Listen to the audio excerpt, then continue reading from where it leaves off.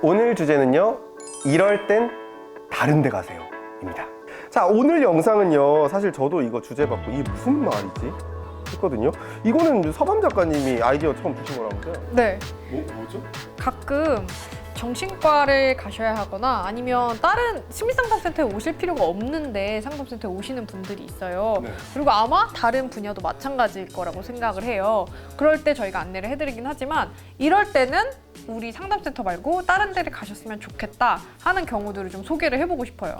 이 딱 질문 들었을 때 우리 정은님은 답변하실 게 있을까 생각했던 게, 명상은 사실 법령적으로 좀 누구나 갈 수 있는 이미지잖아요. 좀 쉽고 뭐 의학적인 부분이 아직 개입되지 않은 것처럼 느껴지시기 때문에 두루두루 아무나 다 가도 되는 거 아니야라고 생각하실 수 있지만, 저는 최근에 정말 최근에 좀 큰 충격을 받으신 사건이 있으셨던 분은 개인적으로 오지 않으시는 것이 좀 적절하다고 생각해요. 명상하러는.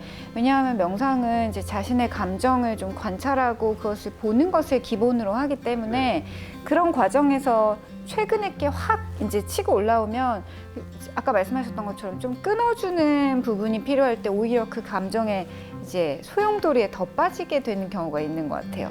이제 트라우마의 특징이 이제 재경험이거든요. 재경험, 그 장면이 마치 영화의 장면처럼 머릿속에 생생하게 떠오르는 게 그 특징이기 때문에 명상에서 비주얼라이제이션을 강조할 때 더 힘들어지실 수 있겠다. 그러면 우리 김지영 선생님은 어떠세요? 이 정신과에 왔을 때 딴 데 가라고 하는 분들은 어떤 분들인가요? 이런 경우 저희도 내부자들의 연락 되게 많이 오는 게, 나는 정신과에 그냥 가면 되는 줄 알고 갔는데, 상담할 수 있을 줄 알고 갔는데 짧게 상담하고 내가 하고 싶은 말을 충분히 못하고 나왔다. 그 경우 당연히 상담센터 가셔야 됩니다. 그러니까 정신과에서도 상담을 하지만 상담을 해주는 곳도 있고 안 하는 곳도 있고요. 상담을 하더라도 충분한 시간을 못 주시는 경우가 많아요. 보통 대부분의 정신과에서는 약물과 짧은 상담이 결합된 형태의 그 치료를 하는 경우가 대부분이긴 합니다.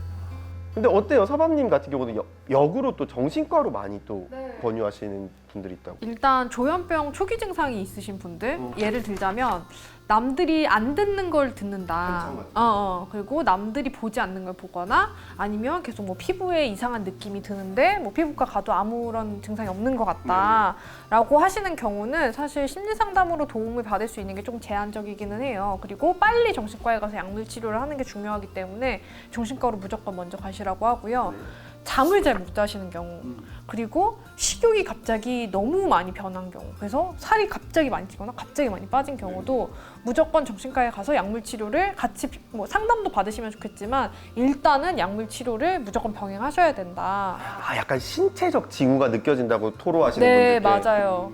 그리고 우울한데 너무 우울한 경우는 사실 상담에 오시기도 힘들어요. 그리고 자살 사고가 너무 심한 경우, 이럴 경우에는 입원을 하시는 게 제일 필요하거든요. 상담보다는 그게 더 안전할 수 있어서. 그래서 그럴 때는 정신과를 권해드려요.